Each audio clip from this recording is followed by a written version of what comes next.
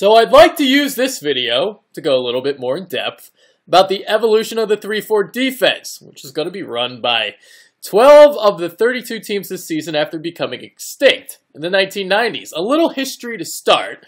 Bud Wilkinson brought the 3-4 defense into the college game in the 1950s when Oklahoma ran the triple stack defense, but the scheme didn't make it into the pro game until the 1970s when Patriots head coach Chuck Fairbanks and Oilers defensive coordinator Bum Phillips introduced it to the NFL. And when New England and Houston went from bottom dwellers to upper echelon franchises, more and more teams reverted to the 3-4, and by 1980, 19 of the 28 teams were running it. The Giants really brought it to prominence in the 1980s, and the system made Lawrence Taylor a superstar. Bill Parcells had experience with the scheme in New England, as did some assistant coach named Bill Belichick, who learned it in Denver. The 3-4 made coaches rethink how to best take advantage of their pass rushers with or without their hand on the ground.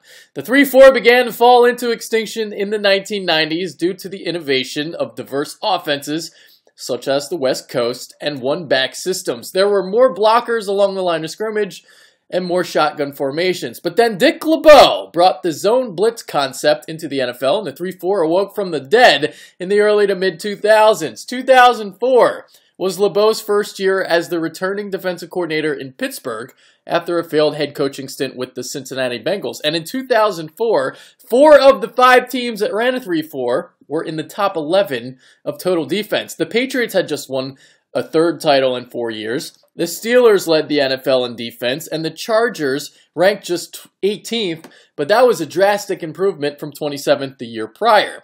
We all know that the NFL is a copycat league, and with the success of the Patriots and Steelers, 8 teams went to the 3-4 10 years ago in 2005, and that total has now been risen to 12, although 17 ran it last year. And just to explain differences between a 4-3 defensive end and 3-4 outside linebacker, the 4-3 defensive end plays with their hand in the dirt and are usually about 200 to 300 pounds. They don't drop back in coverage the way a 3-4 outside linebacker does. From a scouting perspective, it's easier to find athletic linebackers than it is a pass rushing defensive end. The 4-3 outside linebacker is faster than the 3-4 backer because they need to cover more of the field. They're responsible for a third instead of a fourth, and that's a huge difference. But the 3-4 outside linebacker blitzes twice as much as a 4-3 one does. Von Miller is number 1 on my list. Miller's transitioned as a 4-3 strong side linebacker to a 3-4 backer with the addition of Wade Phillips as the defensive coordinator. The Broncos ran a 4-3 hybrid scheme with minimal blitzing, but we all know how much Phillips likes getting after the quarterback. Despite being in a 4-3 over previous years, Miller hasn't been asked to cover often. Pass rushing is his specialty. He mixes speed, agility, and strength with a wide variety of moves to get pressure on the quarterback. Miller has improved drastically as a run defender, whether he's setting the edge or crashing down. He sheds a lot of blocks. And like I said before, he doesn't cover a lot, but when he does, he actually isn't that bad. Obviously, it's not a strength. Basically, he'd play zone and take away tight ends or routes close to the line of scrimmage. Justin Houston is number 2, and his 22 sacks 2 years ago were just a half sack shy of Michael Strahan's single-season mark. But Houston is a lot more than a one-trick pony. But let's talk about that pass rushing first. He's got speed, he's got strength, he's got length, and a bunch of moves with his spin and shoulder dip being his go-to moves. And like I said, Houston is a complete player. His discipline in run defense is outstanding, considering his threat as a pass rusher. He's very aware and instinctive and fantastic at setting the edge. And with his remarkable strength, he does a great job of tackling and taking the ball carrier down to the ground. As you can imagine, due to his ability to get after the quarterback, he's not asked to drop into coverage a lot, but when he does, he can hold his own. He gets physical with tight ends and has the fluidity to drop back into zone coverage. Clay Matthews is number 3, and the last few seasons have shown how versatile he can be. Moving over to inside linebacker out of necessity due to the scarcity of depth at the position in Green Bay. There is nobody that can come around and bend the edge the way Matthews does, and he's relentless in pursuit. His first step is ridiculous. In run defense, he wins with leverage. In pass defense, the one thing that I was really impressed with when he played inside was his ability to step up in coverage and take crossing routes. DeMarcus Ware is number 4. Has the 34-year-old lost a step? Sure. But the talent is still there. His ability to use his hands is unmatched, and his length makes it tough for blockers to get a hold of him. The reason why he can still bring it is because of the variety of moves in his arsenal. In the running game, Ware's length and hands benefit him taking down runners, although he's not going to chase anyone down anymore. You can beat Ware if you get a hold of him, however, because he struggles to disengage. The 32-year-old Tamba Hali is 5th. He's been steadily declining over recent years, but still a very versatile player, and his ability allows Houston to not have to face as many double teams. As a pass rusher, Hali's always had a high motor, and when he was at his best, his quickness and counter moves led to his success. Hali is excellent at setting the edge in run defense, and in coverage, he's very effective at dropping back. Melvin Ingram checks in at number 6, breaking out with 10.5 sacks.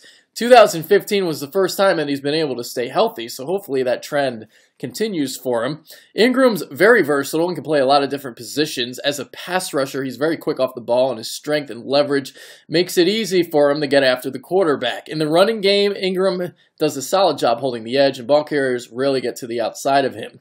He is a bit of a liability in coverage. He played defensive end in college and is still learning how to do it. Ryan Kerrigan is number 7 and was rewarded with a 5-year, $57.5 million contract last offseason. He had 9.5 sacks a year ago after recording 13.5 in 2014. He has a very quick first step, but also the power to bull rush a tackle. His motor always runs hot. He's a reliable tackler and uses leverage to get under blocks and make plays in the run game. In the passing game, he does a very solid job of knocking down passes at the line of scrimmage. Pernell McPhee is number 8. He's been an overlooked stud during his entire career. The stats don't really jump at you, but when you turn on the tape, I see a versatile hybrid power rusher who can rush off either side, and I love the violent type of style he plays with. He really knows how to use his length and strength. He sinks his hips and drives opposing tackles backwards. His run defense is what puts him in the top 10. He locks up blockers using his strength. He does a fantastic job at setting the edge and limiting a ball carrier from bouncing runs along the perimeter. He explodes and closes quickly on tackles, rarely misses. He does struggle in coverage. He doesn't have that agility and fluidity in his hips. I've got Brian Orakpo at number 9. He's super talented, but hasn't stayed on the field in 2 of his last 4 years, although he did make it through last year unscathed. His ability and strength make him a really good pass rusher. He can bend the edge and even line up inside and get after the passer. In run defense, Orakpo has the strength to set the edge and the ability to make tackles down the line, but wasn't asked to cover a lot in Tennessee. Whitney Merciless rounds out my top 10, and many in Houston thought that Jadeveon Clowney would be the one providing J.J. Watt the help. Instead, it's been more of Merciless. He had 12 sacks, which was second for his position. His first step quickness is superb and is great at bending the edge. Merciless also possesses lateral agility, which helps him in the run game. Some other guys on my list. I've got Attaochu at number 12, Clowney at 13, and John Simon at number 19. Attaochu was my breakout player last year, and he made me look like a genius in 2015. I saw flashes during his rookie year in 2014, despite limited playing time. But in 2015, he showcased that ability to get after the quarterback. I probably have Clowney ranked too high because he hasn't played up to his potential as of yet, but maybe he'll finally put it together. It's frustrating because the talent is clearly there. If he doesn't put it together, watch out for Simon, who might be the most heralded player on my list. I'm curious what a couple second-year players bring after flashing as rookies. There's Bud Dupree at 31, Shane Ray at 32, Nate Orchard at 38, and Eli Harold at 39, although he really didn't put up great stats during his freshman campaign. All right, that's it for this list. Make sure you let me know in the comment section, Twitter, YouTube, Facebook, whatever realm you're watching this on. Let me know below who's in your top 10, who's overrated, who's underrated. let me know. I'm Adrian Fedke. I am out. Later.